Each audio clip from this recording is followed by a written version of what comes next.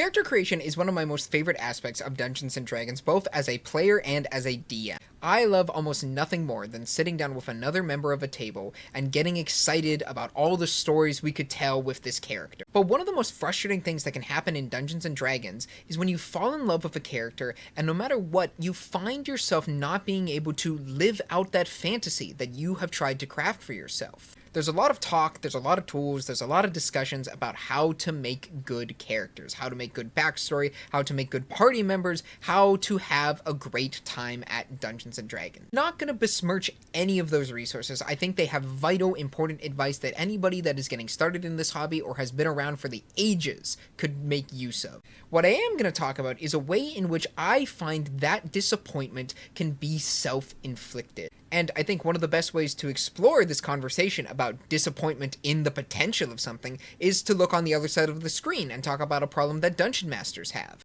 In Dungeons & Dragons, when you set about the sacred and arduous task of building your first homebrew world, one of the best pieces of advice you are going to encounter is to give it a central tension. Now, this can come in a variety of ways, and there are really good videos that go in depth about what it means to give your world a central tension, but mainly it boils down to having two key concepts, ideals, fundamentals clashing with each other.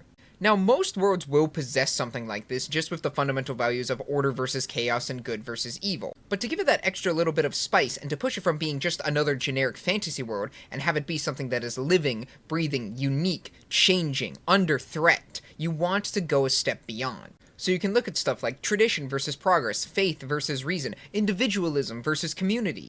All of these ideas and the ways in which they manifest across your world are a huge help to making your world feel like a tangible setting, and not just a hodgepodge, amalgamous blob of some ideas from the Dungeon Master's Guide, some ideas from your own brain, and some ideas from the latest TV show you just watched. Because suddenly there is a through line within your world that you can continually draw on to build it up and flesh it out, and you can do this across multiple levels of your world. Exploring tradition versus progress, you can have that start in a town, you can expand that further into the city, then the entire nation, then the entire world, and perhaps even your own galactic cosmos. It doesn't have to manifest the same way across all situations. You can explore very obvious applications of this theme and be like, well, maybe this child that's running the entire country because his father died, and down the line his great-great-great-great-great-grandfather just so happened to kill somebody else's father, and that's why we listen to him, isn't the best system. But you can also flip it on its head without removing that tension. Maybe you want to do a story about the local thieves guild, and maybe they were founded upon very noble Robin Hood-esque ideas of stealing from the rich and giving to the poor. Maybe as the city has grown and expanded, it's become far more difficult for them to do their work. Maybe they struggled to evade the guards far more, struggled to take care of themselves on their own, let alone anyone else that could need their aid. And because of these new challenges, some of the members are parting with their traditions, and they're going after targets that are less wealthy, that are lower class, because something's better than nothing. That is a form of tradition versus progress, just not in a way that you think. Does the Thieves Guild stick to its noble traditions, or does it abandon it for the sake of progress to keep itself alive and thriving within this new world it finds itself in? The other benefit of having a central tension is that it stops you from writing a book and railroading your players. When the scales of your world are balanced between two competing ideas, it makes your party feel like they have a lot more action and agency in what they can do, versus this idea that they're just going through the motions of this pre-planned event that the Dungeon Master needs them to do. They need to talk to this person, they need to do this thing for them, this guy is good because he is, this guy is bad because he isn't. Rarely is that moment where you know there's a pre-planned destination, there is an ending already in the works, fun. It can take away that sense of the freedom of choice that Dungeons & Dragons offer. It can ruin that opportunity of chance that comes from rolling dice to determine key moments. So if we can see all of the ways that having an unanswered question or tension can shape, refine, and promote ideas throughout the world, how come we don't ask the same of our characters? Player characters can have the exact same pitfalls of quote-unquote railroading themselves towards a specific end. Player characters can have the exact same pitfalls of quote-unquote railroading themselves towards a specific end.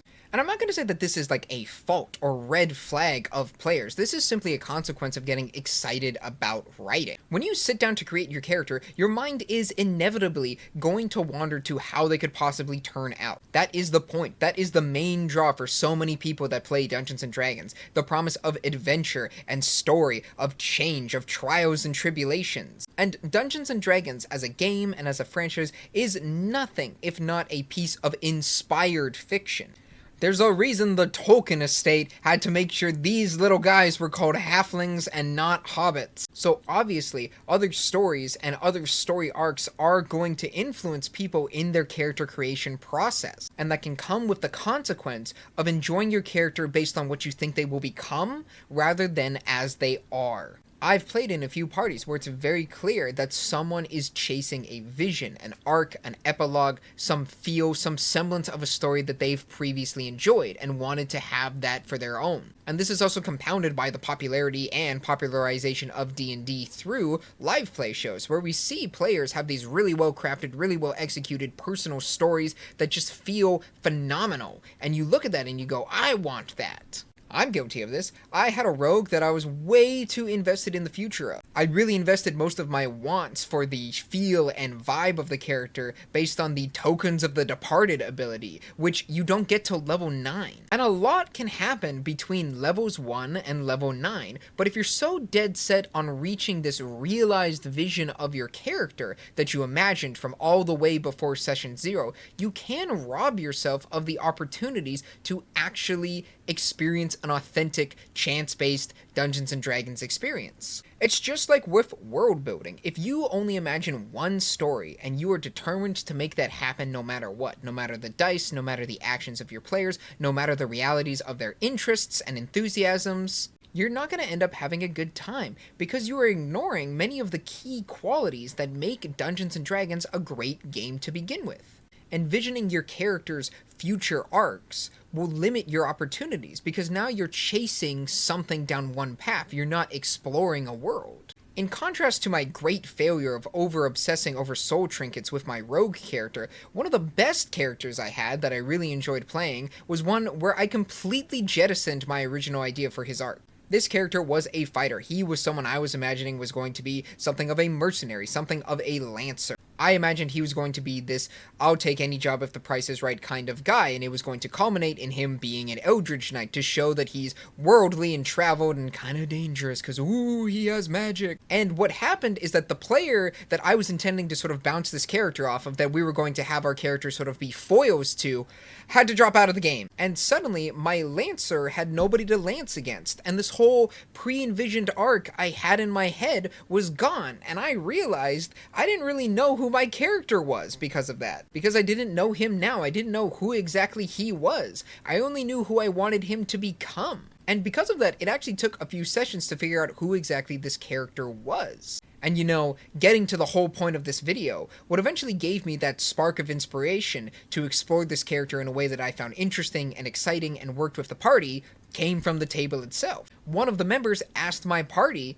I'm not sure if you actually like us. And suddenly, that was it. That was the tension that this character needed. Is he going to admit that he needs other people, or is he continually going to pretend that he only needs himself? And because of that, Echo Knight ended up being the subclass that I picked because it played with that idea so well. Is this ability to sort of manifest clones of yourself proof of strength in numbers? Or is it this like weird dogmatic insistence that if you want something right, you have to do it yourself? And having that question, that tension in my head allowed me to paint all of the experiences of his backstory and currently in the campaign in terms of do they support one or the other. I never actually got to like answer that question because the campaign ended unceremoniously, but it was really fun to think about. And more importantly, and genuinely, it was something I truly didn't know the answer to. And my investment, my enjoyment of this idea didn't come from checking moments off a box, playing out this dance that I had framed in my head. It came from being excited to see how this session was going to impact my character's perception of himself and the party and the world in a way that I could never predict. In the same way that a world that is based on ideals and not expectations is fun to explore. Suddenly, it's not the party is talking to the king wrong and messing up the quest, it's realizing